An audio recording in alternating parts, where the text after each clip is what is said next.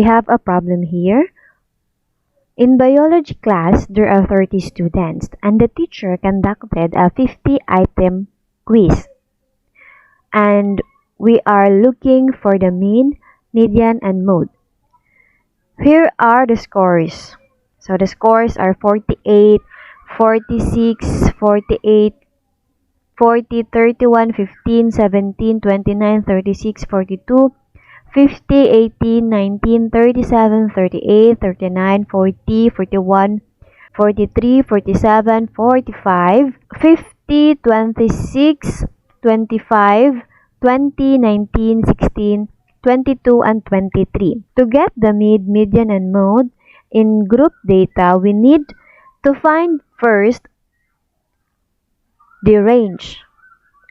Range is highest score minus the lowest score. So our highest score here is we have perfect score, we have 50, and the lowest score is I think it is 15. So correct ba?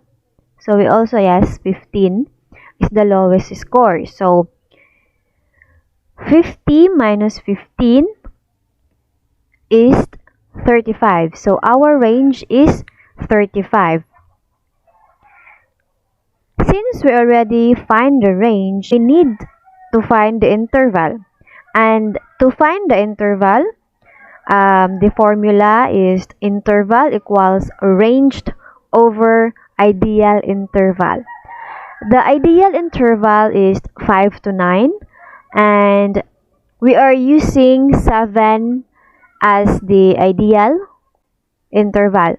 So our range is 35 and our ideal interval is 7. So 35 over 7 equals 5.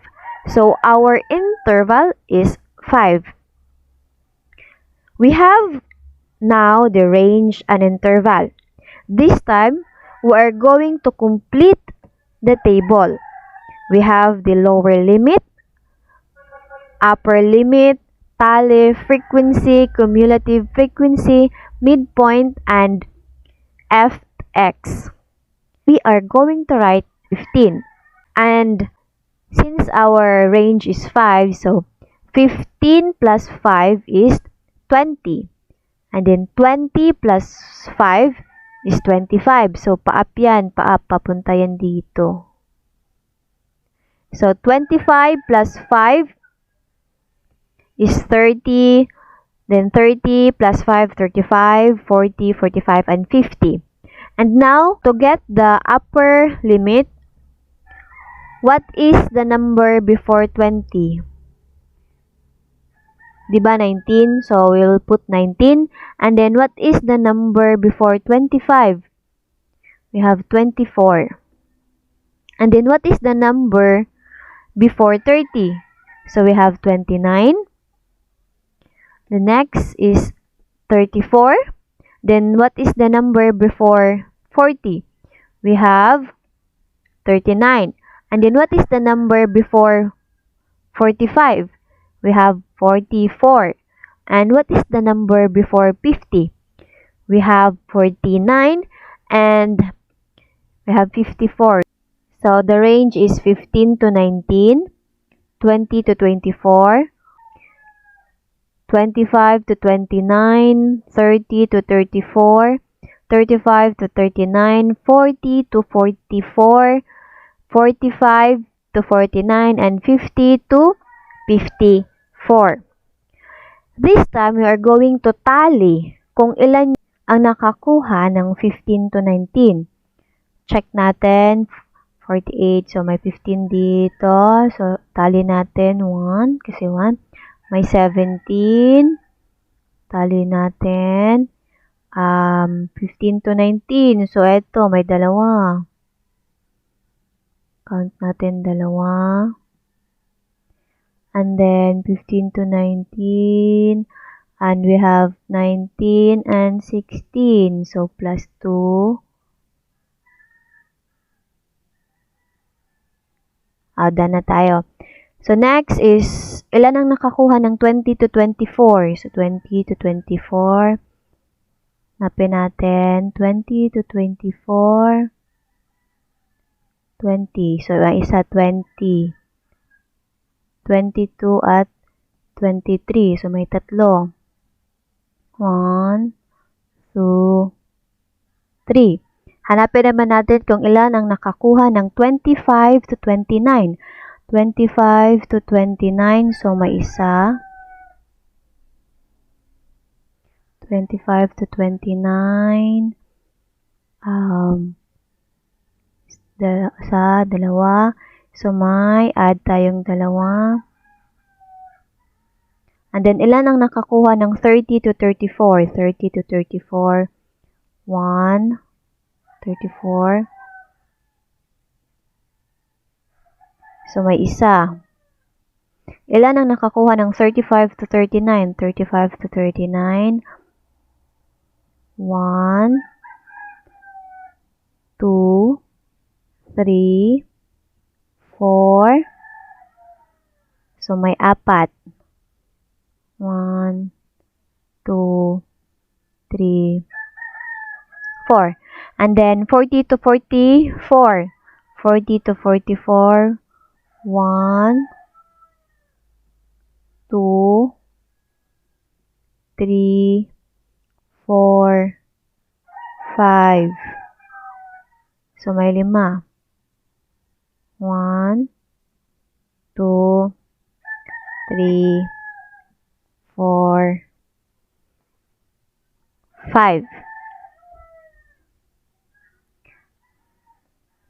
Next, ilan ang nakakuha ng 45 to 49? 45. So, 1, 2, 3,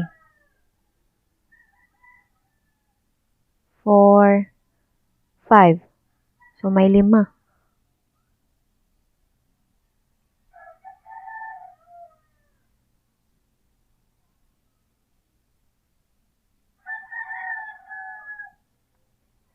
Ilan ang nakakuha ng 50? So, kanina may kaisa. Check natin kung may naiwan ba tayo. Done. Dito sa line. Done. Done. Done. Oh, tingnan nyo. Ang 43 hindi natin na-count. So, 43. Dito siya belong. So, add natin ng 1. Tsaka, may nakita pa ako. Eto, sa line na to. Hindi natin na-add yung 50. So, add natin isa. Then, dito, yan. Nakuha na natin lahat. So, dapat talaga i-check natin kasi minsan may nakakaligtaan tayong hindi natin matali. This time, sa frequency naman, isusulat natin yung number figure ng nasa tali. So, we have here 6, 3, 3, 1, 4, 6, 5, and 2. In the next column is the cumulative frequency. To get the cumulative frequency, we need to start here from the bottom. So, since bottom siya, i-copy natin yung 6 from the frequency. Ngayon, ang gagawin natin, let's add 6 sa 3. So, 6 plus 3 is 9. 9 plus 3 is 12. So, 12 plus 1 is 13. 13 plus 4 is 17. So, 17 plus 6, 23. 23 plus 5, 28. 28 plus 2 is 30. Kung napapansin ninyo, ang cumulative frequency is 30. Dapat 30 lang talaga siya kasi yung number of respondents natin or students is 30 lang. Yung tally natin kasi, dapat hindi siya lalagpas sa number of students. Kasi kung lalagpas siya, sumobra na yung tally mo sa given data. Dapat careful ka sa pagtatali at sa pag-a-add dito sa table. Kasi once nagkamali ka ng isang digit, ang susunod nun ay mali na din. So, kaya dapat mag-ingat tayo sa pag-solve ng table. In the next column, we have the midpoint. Midpoint is lower limit plus upper limit over 2. So, lower limit and upper limit. So, ito siya, lower limit and upper limit. 15 plus equals 34. I-divide mo siya ng 2, 17. So, 24 plus 20 equals 44. Divide 2. So, 22. 25 plus 29 equals 54. Divide 2. 27. 30 plus 34 is 64. Divide 2. 35 plus 39 equals 74. Divide 2. The midpoint is 37. Next, 40 plus 44 equals 84. Divide 2. The midpoint is 42. Next, 45 plus 49 equals 94. Divide 2. The midpoint is 47. And 50 plus 54 equals 100. Divide 2. The midpoint is 52. And then the last column in the table is the fx, or frequency times midpoint. Ito yon, frequency times midpoint. So let's start from the bottom. 17 times 7 equals 102. Then 22 times 3 equals 66. 27 plus 3 equals 81. 32 times 1 equals 32. And ganun lang din yung gagawin sa remaining columns. Nakumpleto na natin yung table. So, we can start solving the mid, median, and mode. Let's solve first the mean. The formula of mean for group data is mean equals summation of fx over n. So, let's get the summation of fx. So, fx, i-add natin yung 11, 235, 252, 148, 32, 81, 66, and 102. Have the summation of 1020.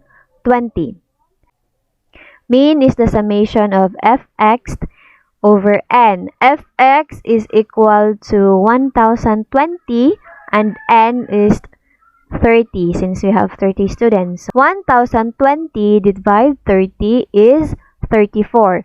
Our mean is 34. Next is median.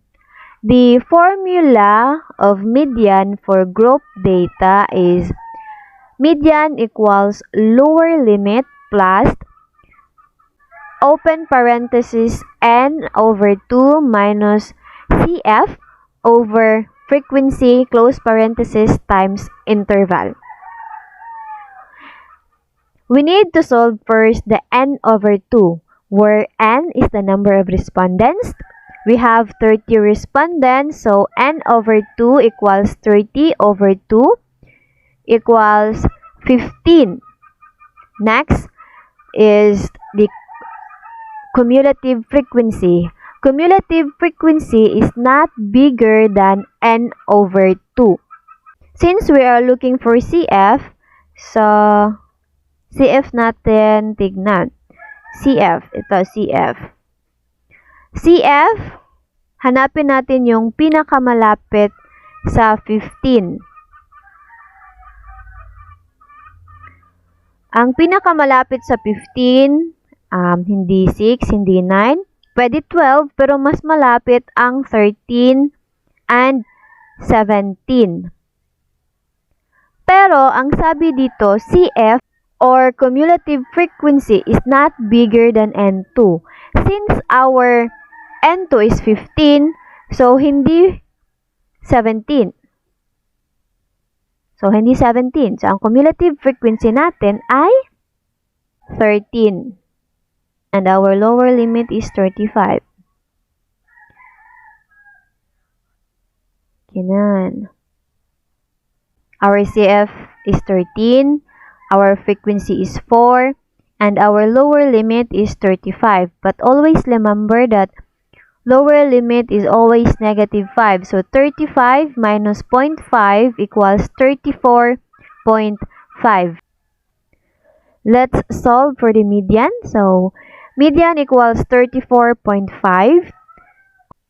Open parenthesis, 15 minus 13 over 4, close parenthesis, times 5. So, isosolve natin una yung nasa parenthesis. So, 34.5 plus open parenthesis 1 over 4 times 5. Copy 34.5. So, 0.5 times 5 is 2.5. So, 34.5 plus 2.5. The median is 37. Next is mood. The formula of mood for the group data is mood equals lower limit plus open parenthesis delta 1 over delta 1 plus delta 2 close parenthesis times I, where LL is the lower limit, which is always negative 0.5. Delta 1 is higher frequency minus frequency above, and delta 2 higher frequency minus frequency below, and interval is the I. Since we are looking for the mood, we have to look at the frequency. So, dito tayo maghahanap ng mode. So, mode is the value that appears most in the set of data. So, dito sa frequency, ano kaya yung paulit-ulit na lumabas? We have 6 and 6. So, ngayon, let's solve this one first. Delta 1 equals higher frequency minus frequency below. Since our frequency is 6, so 6 minus frequency above. Ano ba yung above ni 6? So, we have, above niya, nasa taas. We have 5. So, 6 minus 5 equals 1. Our delta 1 is 1. Now, let's solve for delta 2. Delta 2 equals higher frequency minus frequency below. So, 6 is our higher frequency. Ano ba yung below ni 6? We have 4. So, 6 minus 4 equals 2. Our delta 2 is 2. Now, we can solve the mode. Mode is 39.5. Bakit nga ba naging 39.5? Dahil 40 is the lower limit.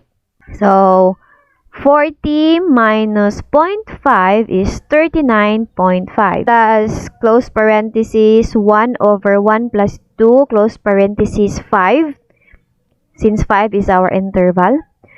And we need to solve first yung nasa loob ng parenthesis. So, copy 39.5 plus 1 plus 2 equals 3. So, 1 over 3 times 5. 39.5 plus 0.33 times 5.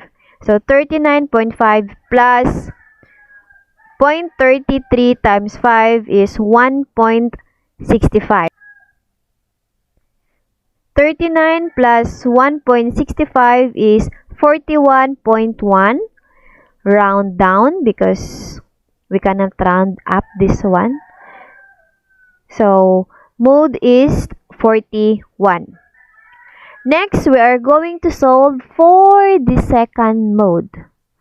Our second mode is this one. Ito. Let's solve first for the delta 1 and delta 2. So, delta 1, higher frequency is 6 and the above frequency is 3. So, 6 minus 3 equals 3. Our delta 1 is 3. Next, we are going to solve for the delta 2 or the higher frequency minus frequency below. Since wala nang table sa baba, so automatic 6 minus 0 equals 6. So our delta 2 is 6. Now we can solve. Mode equals 14.5 since our lower limit is 15 and lower limit is always negative 0.5. So 15 minus 0.5 is 14.5. So isa-solve natin una yung nasa loob ng parenthesis. Copy 14.5 plus 3 over 3 plus 6 is 9. So 3 over 9. Then copy 5. Next is copy 14.5. So 3 over 9 equals 0.33. Copy 5. So 14.5. 0.33 times 5.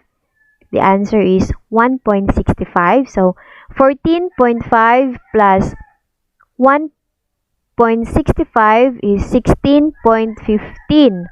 Round down, our mode is 16. And that is the mode, median, and mean for the group data. Let's proceed to measures of variability, quartile, decile, and percentile for grouped data.